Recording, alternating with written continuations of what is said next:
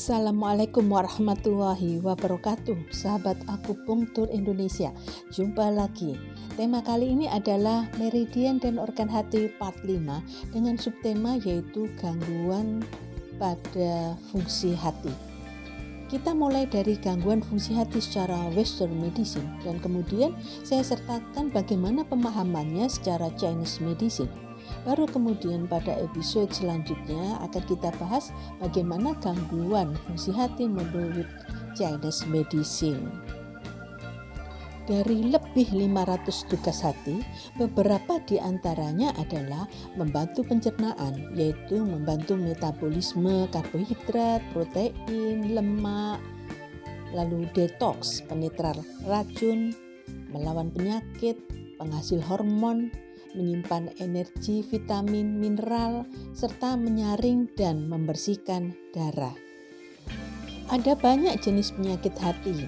Kali ini ada 7 penyakit yang kita bahas, yaitu yang pertama, infeksi virus hepatitis. Kedua, penyakit perlemakan hati atau fatty liver. Ketiga, hepatitis alkoholik. 4, cedera hati. 5, kanker hati. 6, sindrom Fitch-Budd-Curtis. 7, sindrom Budd-Chiari. Kita bahas satu persatu. Yang pertama, infeksi virus hepatitis. Hepatitis adalah peradangan pada hati atau liver. Ada 5 jenis penyakit hepatitis, yaitu hepatitis A, hepatitis B, hepatitis C, hepatitis D, dan hepatitis E. Penyakit ini disebabkan oleh virus yang berbeda yang menginfeksi hati, di mana bisa diketahui dari pemeriksaan tes antibodi virus hepatitis. Tanda atau gejala hepatitis tergantung jenis hepatitisnya. Secara umum bisa timbul gejala mual, muntah, demam, kelelahan, feses berwarna pucat, urin berwarna gelap, nyeri perut, nyeri sendi, kehilangan nafsu makan, mata dan kulit berubah menjadi kekuningan atau penyakit kuning. Ada yang bisa sembuh sendiri, yaitu hepatitis A, hepatitis E. Yang lainnya bisa sembuh sendiri, bisa juga menetap, bahkan virus bisa berkembang biak. Obat yang bisa diberikan adalah obat antivirus untuk menghambat pertumbuhan dan perkembangan virus, seperti entecavir, flamciclovir, lamivudin, ritonavir, ribavirin, tenofovir, dan obat interferon untuk menghentikan penyebaran virus dan mencegahnya kambuh. Obat ini biasanya diberikan melalui infus setiap minggu selama 1 tahun. Upaya terakhir bila terjadi kerusakan hati yang berat adalah dengan melakukan transplantasi hati atau penggantian hati. Virus hepatitis sebagai penyebab penyakit dalam Chinese medicine setara dengan patogen faktor penyebab luar atau PPL, yaitu angin. Bisa angin panas, bisa angin dingin, bisa angin lembab, tergantung kumpulan gejala atau sindrom yang ditemukan pada pasien tersebut.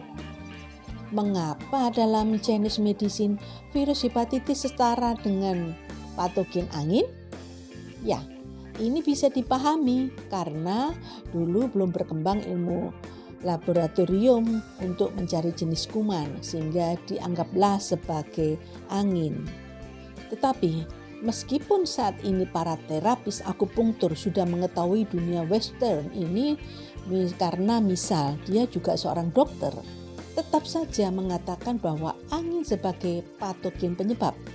Karena hal ini dikaitkan dengan terapinya, yaitu mengambil titik-titik akupunktur yang berfungsi mengusir angin dan titik akupunktur lainnya sesuai dengan sindrom seperti titik-titik untuk menguatkan organ hati. Prinsip terapi dalam Chinese medicine adalah membuat keseimbangan yin yang di dalam tubuh. Tentu saja pada kondisi yang berat yang sudah terjadi kelainan anatomis seperti sel-sel hati sudah rusak, sel hati tidak bisa kembali ke sel normal atau irreversible, maka akupunktur tidak lagi berperan untuk menyembuhkan, tetapi tetap berperan untuk mengurangi keluhan yang muncul, meningkatkan daya tahan tubuh, menguatkan sel-sel hati yang masih sehat. Kedua, penyakit perlemakan hati atau fatty liver adalah penumpukan lemak di hati. Beberapa hal yang dapat meningkatkan risiko untuk menderita perlemakan hati adalah A. Mengkonsumsi kelebihan makanan berlemak atau berkalori tinggi. B. Kegemukan atau obesitas. Organisasi Kesehatan Dunia (WHO) merekomendasikan BMI (Body Mass Index) atau bahasa Indonesianya IMT, indeks massa tubuh, 23 kg per meter persegi untuk kelebihan berat badan dan 27,5 kg per meter persegi untuk obesitas di Asia. C. Kencing manis atau diabetes mellitus tipe 2. D. Sindrom metabolik.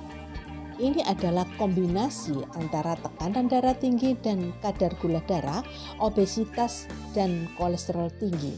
Mirip dengan faktor risiko penyakit kardiovaskuler. E. Peningkatan kadar trigliserida. F. Hipertensi atau tekanan darah tinggi. Perlemakan hati bisa dikarenakan oleh konsumsi alkohol yang disebut sebagai hepatitis alkoholik. Akan disampaikan di nomor 3 setelah nomor 2 ini. Dalam banyak kasus, penyakit perlemakan hati tidak menimbulkan gejala yang signifikan. Namun, pengidap mungkin akan merasa kelelahan dan rasa tidak nyaman di sisi kanan atas perut. Namun, penelitian menunjukkan bahwa 20% dari pengidap penyakit ini mengalami gejala yang lebih buruk, yaitu lemas, lelah, kelemahan fisik, kehilangan nafsu makan, penurunan berat badan, mual, kadang mata berwarna kekuningan, nyeri perut atau nyeri tumpul yang konstan baik di bagian kanan atas perut atau di sekitarnya, nyeri kepala.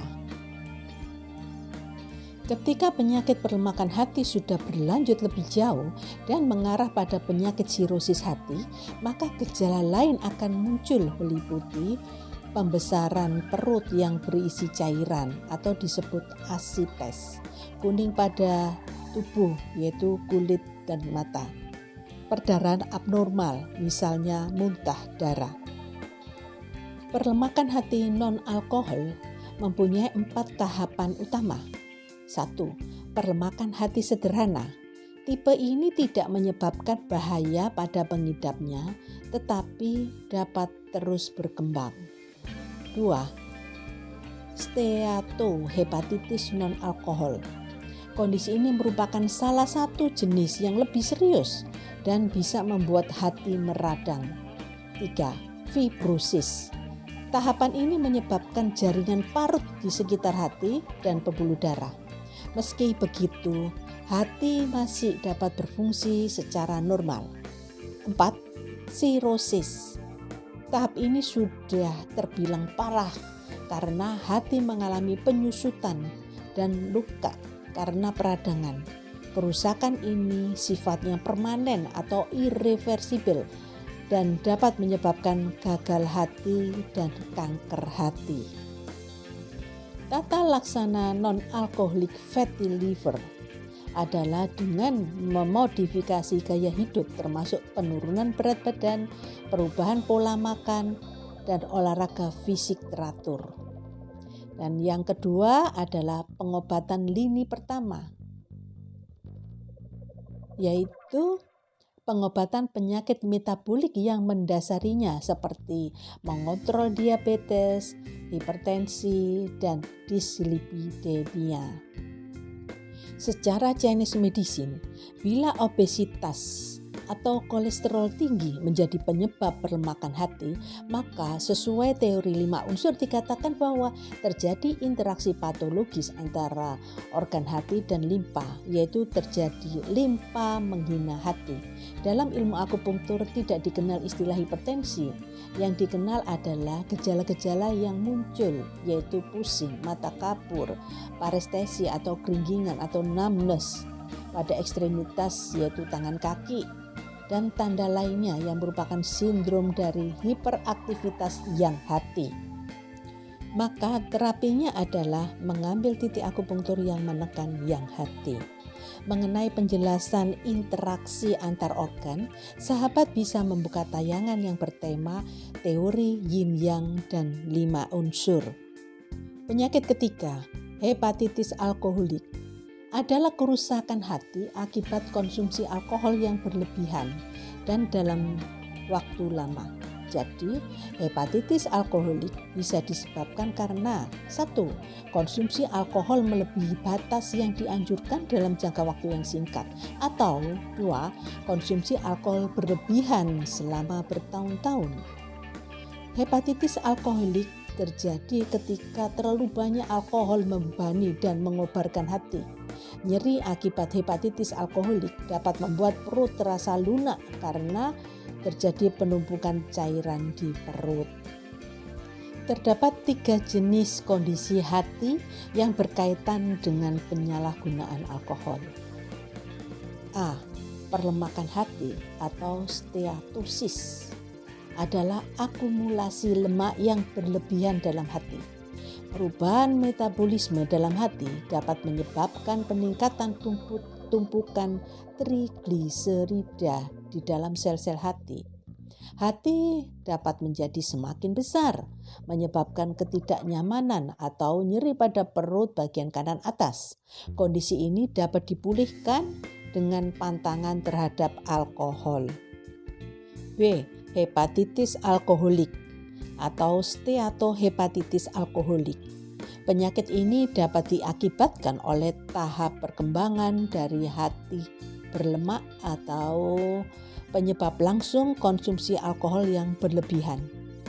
Gejala dapat berkisar dari gejala ringan hingga parah, bisa timbul demam, lemas, mual, kulit berwarna kuning, nyeri perut bagian kanan, kadar sel darah putih meningkat, serta hati bengkak dan terasa lunak. Hepatitis alkoholik akut dapat disembuhkan dengan pantangan terhadap alkohol, namun pemulihannya lambat. C. Sirosis alkoholik adalah tahap akhir dan tidak dapat disembuhkan.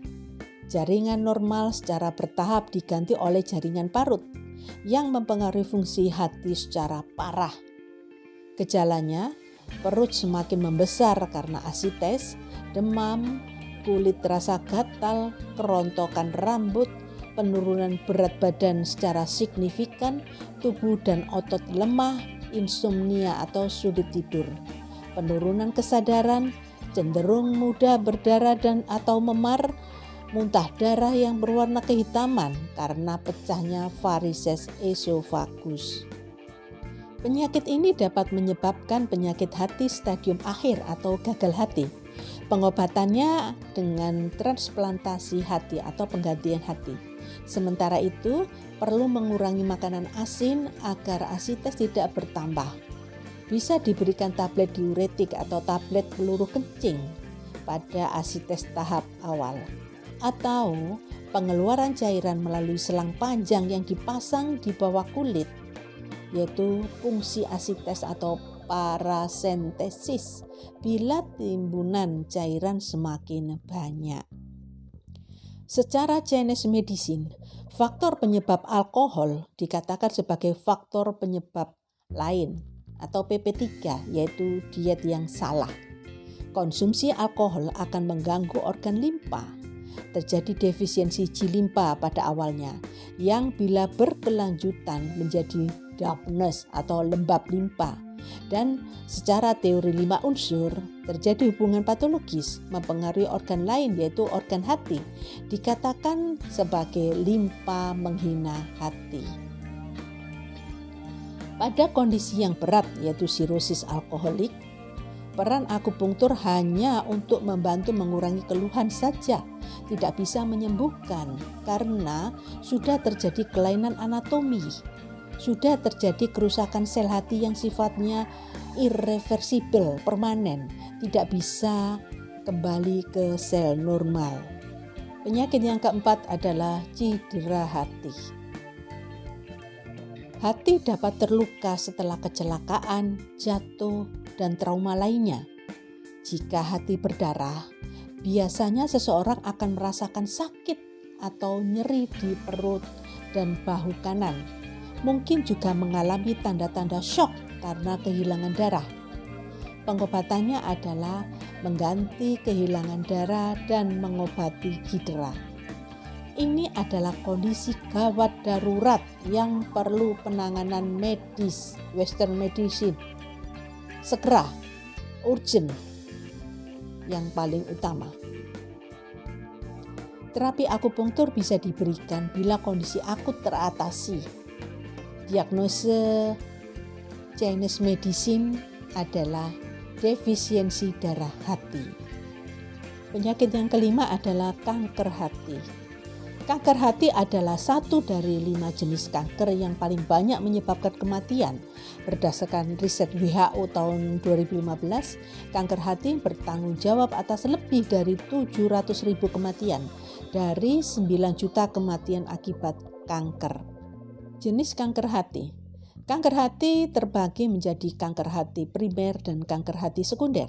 Kanker hati primer adalah kanker yang tumbuh atau berasal dari organ hati. Jenis kanker hati primer yang paling sering terjadi adalah hepatocellular carcinoma. Umumnya, jenis kanker ini terjadi akibat komplikasi penyakit hati seperti sirosis atau penyakit radang hati atau hepatitis. Sedangkan kanker hati sekunder adalah kanker yang tumbuh di organ lain kemudian menyebar ke hati, metastasis.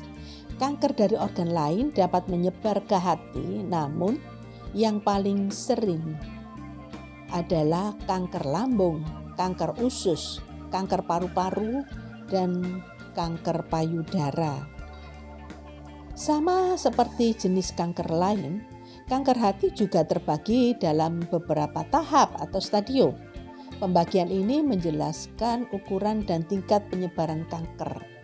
Artinya, semakin tinggi stadium yang dialami, semakin luas pula penyebaran kanker pada seseorang. Dimulai dari stadium A, ada satu tumor berukuran kurang dari 5 cm atau terdapat 2 atau 3 tumor dengan ukuran kurang dari 3 cm. Fungsi hati masih terbilang normal atau sangat minimal bila terganggu. Stadium B, terdapat beberapa tumor besar di hati namun belum mengganggu fungsi hati. Kondisi pasien secara umum masih baik. Stadium C, kanker sudah menyebar ke pembuluh darah, kelenjar getah bening, atau organ tubuh lain. Pada stadium ini, kondisi pasien mulai memburuk, namun hati masih berfungsi. Stadium D, kanker hati yang disertai dengan kondisi fisik pasien yang memburuk dan gangguan fungsi hati tanpa memandang ukuran tumor. Gejala kanker hati seringkali baru muncul pada stadium lanjut. Umumnya, gejala yang muncul meliputi nyeri di perut, penumpukan cairan di dalam perut atau asites, pembengkakan organ hati atau ödem. Kanker hati dapat menyerang siapa saja, tetapi lebih berisiko terjadi pada penderita penyakit hati dan HIV atau AIDS, seseorang yang terpapar zat kimia atau pada pasien yang menjalani terapi radiasi atau operasi pengangkatan kandung empedu. Pengobatan kanker hati meliputi pemberian obat-obatan, terapi radiasi, hingga transplantasi hati. Pemilihan metode tersebut tergantung kepada kondisi pasien serta stadium kanker.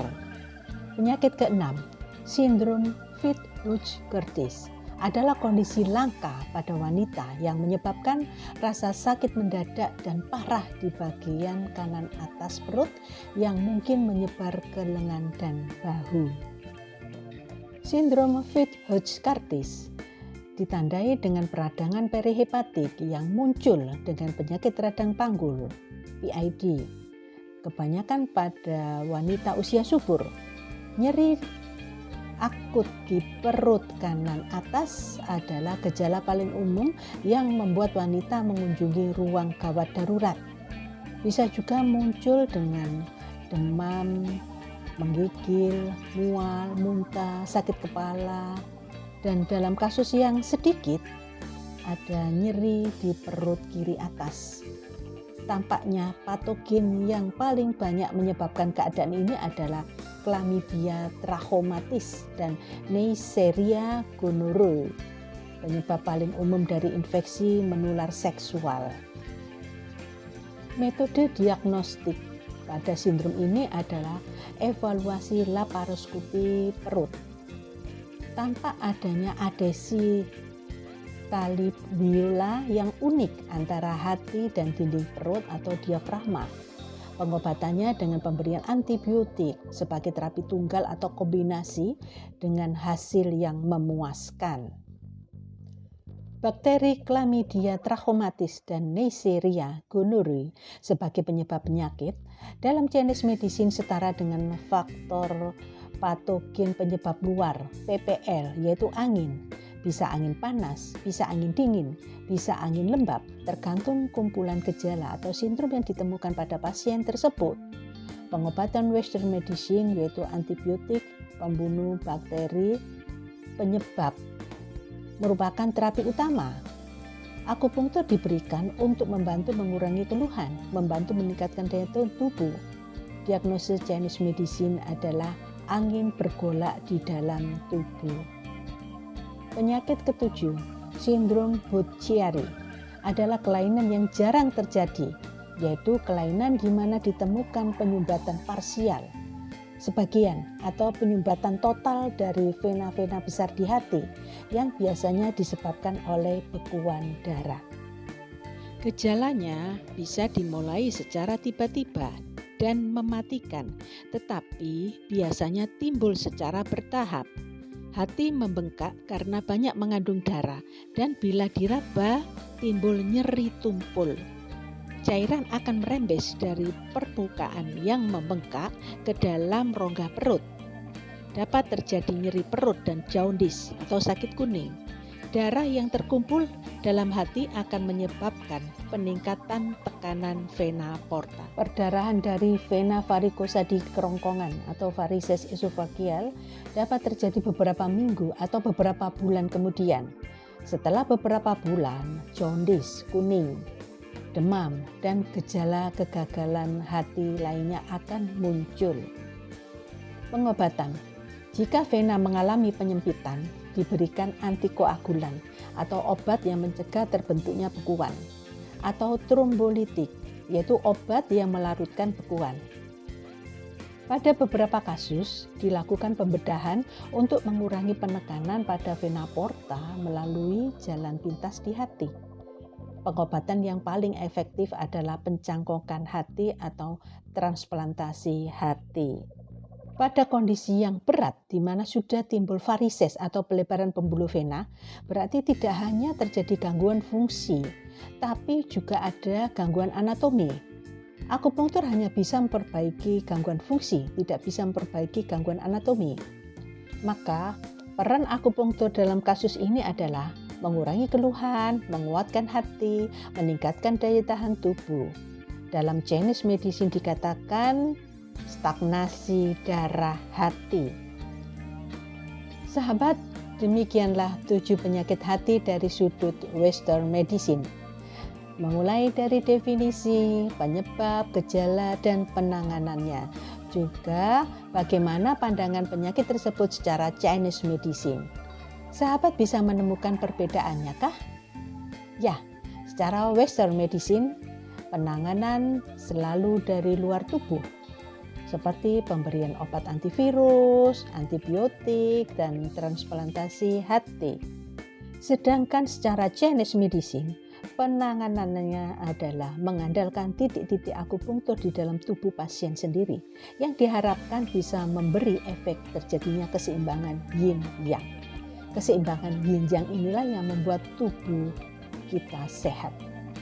Itu sebabnya Bila terjadi kondisi gawat darurat seperti cedera atau trauma hati akibat kecelakaan, merupakan kondisi akut yang urgent, harus ada penanganan dari luar tubuh, membutuhkan penanganan medis segera.